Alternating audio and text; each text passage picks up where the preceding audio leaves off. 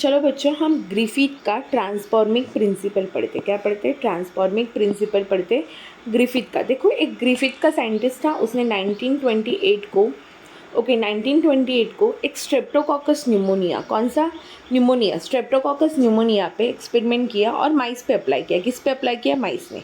उसने एक पेटी डिश में ग्रो करने रखा। पेटी डिश में क्या ग्रो करने लगा? Pneumonia bacteria. कौन सा बैक्टीरिया? न्यूमोनिया। कौन सा बैक्टीरिया रखा? स्ट्रेप्टोकॉकस न्यूमोनिया ग्रो करने रखा। उसका शेप कॉकस शेप है। कौन सा शेप है? कॉकस।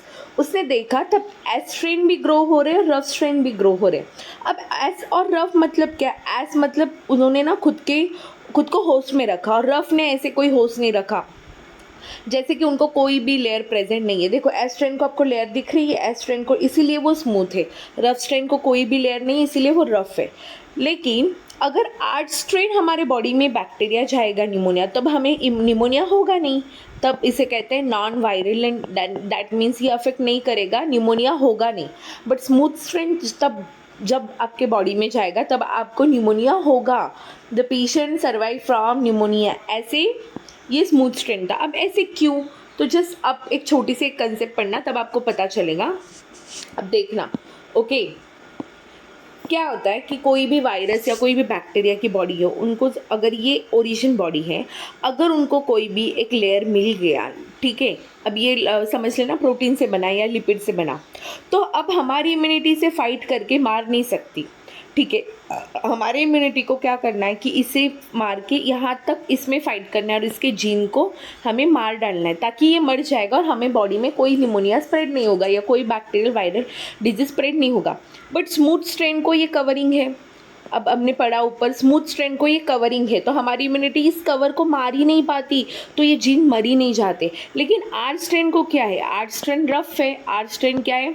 रफ है, कोई भी कवरिंग नहीं है, इसीलिए वो रफ है। कोई भी कवरिंग नहीं है, रफ, तो हमारी इम्यूनिटी इजीली इसे किल कर देगी, तब हमें इसका अफेक्ट नहीं होगा। दैट मीन्स आर्ट स्ट्रेन आपका नॉन वायरेलेंट है, ठीक है। आर्ट स्ट्रेन आपका नॉन वायरेलेंट, याद रखना। प्रोटीन का कवर देखो, HIV वायरस है ना, HIV को हम क्यों नहीं मार पाते? क्योंकि उसके जीन, यहाँ पे RNA है, उसके जेनेटिक मटेरियल, उसको और एक लेयर है, उसको और एक लेयर है जो फॉस्फोलिपिड से बनी हुई है। हम इसे किल ही नहीं कर पाते। हमारी इम्यूनिटी इन वॉल को किल करते करते ही थक जाती है, हम इस जीन तक पहुँच ही नहीं पाते। इसीलिए HIV हमारे बॉडी में बहुत टाइम तक रहता है और हमारी इम्यूनिटी को पूरा खा डालता है, क्योंकि हमारी इम्यूनिटी रोज़ इसे मारती रहती है, रोज़ मारती रहती है। ये मरते नहीं क्योंकि कवरिंग है। वैसे ही कुछ हमारा ट्रांसफॉर्मिंग प्रिंसिपल के बारे में है, ठीक है।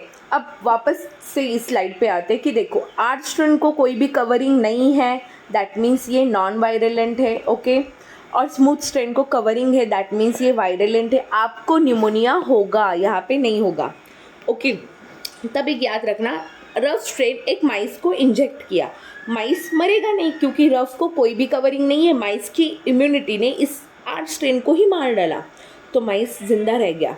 स्मूथ स्ट्रेन वायरेलेंट है, दैट मीन्स स्मूथ स्ट्रेन को एक कवरिंग है, तो स्मूथ स्ट्रेन को हमने इस माउस को इंजेक्ट किया, लेकिन इस माउस की इम्यूनिटी इस कवर को, प्रोटेक्शन को मारते मारते ही ख़त्म हो जाती है और माइस को निमोनिया होकर माइस मर जाता है।